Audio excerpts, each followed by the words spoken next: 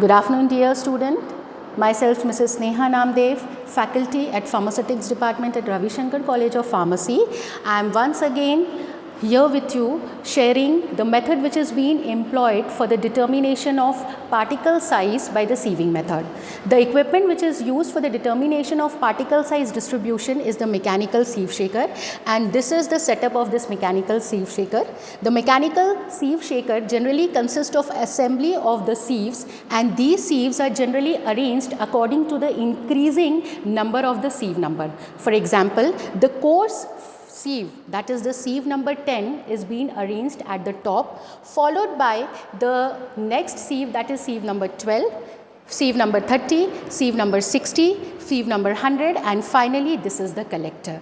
The sieves are arranged in order of the increasing sieve number, because as the sieve number increases, for example in sieve number 10, it depicts that 10 aperture orifices or holes are present per inch space. So as the sieve number increases, the number of holes or the aperture or the orifices increases, and the particle moves from the coarser towards the fine particle arrangement.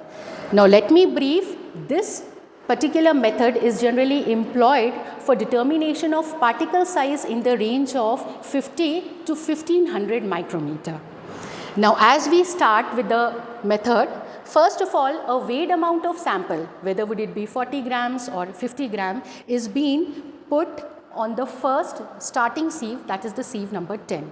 Now this mechanical shaker is provided with some of the provisions and knob. The first knob is the switch button, that is the on off button. First of all, after putting the sample, we will be switching off this shaker.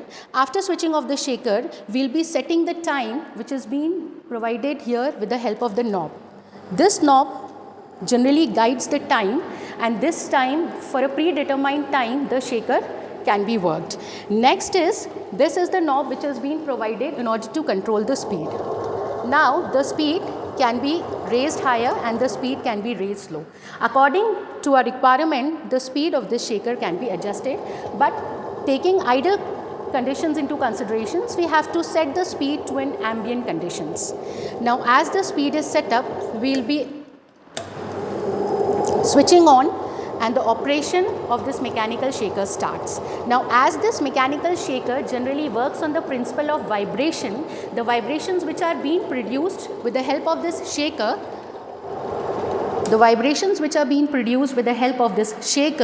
generally it transfers the particles from coarse sieve towards the collector.